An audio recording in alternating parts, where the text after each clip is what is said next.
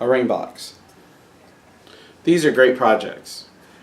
They're quick, they don't require a lot of material, and they cover quite a few topics such as spindle turning, making it round, tight fitting lids, turning a tenon, a little bit of hollowing, aka bowl turning.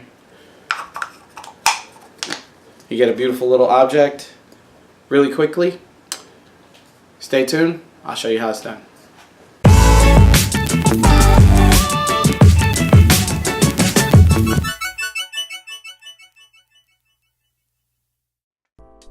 Okay, to get started with our ring box, we're going to start with a 2-inch cube of wood. It will be 2 inches by 2 inches by 2 inches. Using a center finder, we'll go ahead and mark center on both ends of the blank. In this video, I'm using a flexible point center from Nova. It installs right in the chuck, so you don't have to remove the chuck. The spring-loaded tip also assists with centering the piece. It makes it a lot easier. You can make adjustments without having to move the tail stud. Now that we have it mounted, I'm going to go ahead and turn it round. Go ahead and make the cube into a cylinder.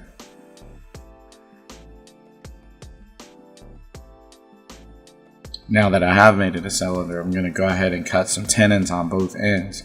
The tenons are going to allow me to mount both the lid and the base portion of the ring box and the chuck for further work.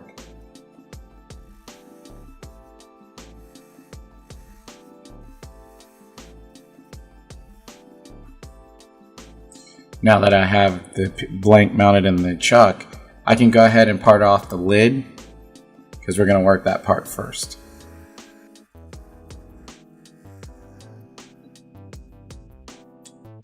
Now that the lid's been parted off, we're going to use a bowl gouge to remove the bulk of the material. And once we complete the work with the bowl gouge, then we'll follow up with a Bedan tool in this case in order to get nice straight walls on the sides of the lid interior. I also use a scraper, a round nose scraper, to create a slight hollow under the lid, purely for aesthetic purposes. You could make it just as easily make it a square shoulder inside there if you prefer it that way. Now I did make a mistake here. I'll talk about that later.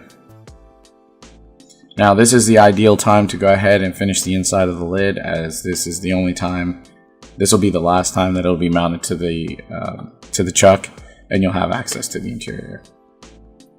Once you've completed that, then go ahead and mount up the base piece and go ahead and start cutting the tenon that will receive the lid. Now I take this, you could use calipers to arrive at this diameter, but I find that it's easier just to take off a little bit and test fit it. And what you're looking for is really a tight friction fit, because you want to be able to have that lid stay on for final shaping at the end. And now I'm hollowing the base in much the same manner as I hollowed the lid. You don't want to make the walls too thin on your tenon, because we're going to use the tenon later on to reverse mount the piece to the chuck. Again, this is a great time to go ahead and finish the interior. Now that that's done, we're going to go ahead and put that lid back on. This is where you really need the friction fit. Don't worry if you don't have a tight enough fit. You could always use a little piece of paper towel or something like that to increase the friction on your fit. Now that we have it remounted, we're going to go ahead and complete the design of the lid. So we go ahead and round off the lid, or whatever design that you'd like. Go ahead and take this time to sand. Turned out that my fit wasn't as tight as I would liked, so I went ahead and added a paper towel, as I had mentioned earlier. That's a great trick, by the way, when you have things on the lathe and you don't get the fit exactly the way you want it. Now you can see here I'm using Yorkshire Grit, which is a fantastic product. It's basically a rubbing compound for wood. It helps with the final sanding. And now that I've completed all that, I'm going to go ahead and turn my attention to the bottom of the base piece. I went ahead and mounted it by the tenon and the chuck. You don't want to apply a lot of force here. You just want to make sure that it won't turn. So what I do is I tighten it up and check with my hands and verify that it won't turn in the chuck. Then I go ahead and bring up the tailstock for support, take out the majority of the material, shape the bottom the way I'd like it to be. And then once I have it pretty close, then I go ahead and remove the tailstock. I no longer need the support. I part off that little piece, and usually I make a little hollow on the bottom so that make for a nicer base. And then go ahead and finish your piece. And there you have it. A nice little ring box made out of curly maple. Hopefully, that looked easier than you may have thought it was. Now, when I was turning that ring box, I had mentioned that I made a mistake. And the mistake was that I made the walls on the lid too thin initially. Because typically what happens is once I put the lid back on, then I turn the whole thing as a unit so that the two pieces will be concentric circles referencing off the interior opening. But because I didn't do that, this one lines up perfectly so long as you match the grain. If you don't, not sure if this is going to show, but right here there's a lip right there when you turn it 90 degrees, or when you turn it 180 degrees from matched up. The box works just fine even without it, but that's just something to keep in mind. Now, these ring boxes are actually great projects because they're small, which means they're easy to ship. So if you wanted to sell them online, you could do that.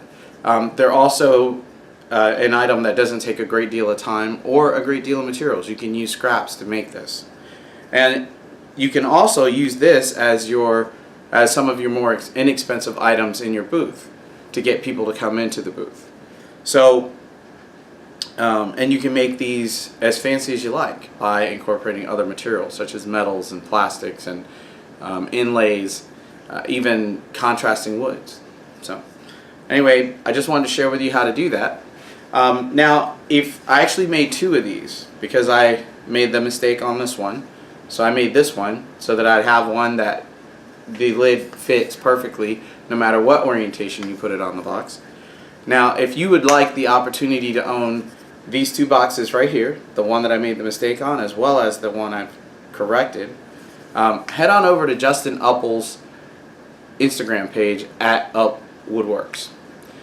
Over there, he's celebrating a recent milestone that he's reached of 1,000 followers on Instagram. And I made these as an effort to support Justin. Sorry. And be sure to rush on over there, and you can enter the contest, and be sure to give him a follow and check out some of his other projects. Now, if you're new to my channel and you find this information useful, please feel free to subscribe using the subscribe button below, and please leave a comment. I do enjoy reading comments. I try to get back to all of them. I do admit that I have a little bit of difficulty keeping up with the social media stuff, but I am working on it. So I guess that's about it. Thanks for joining me in my shop today, and dread not and make something. Peace.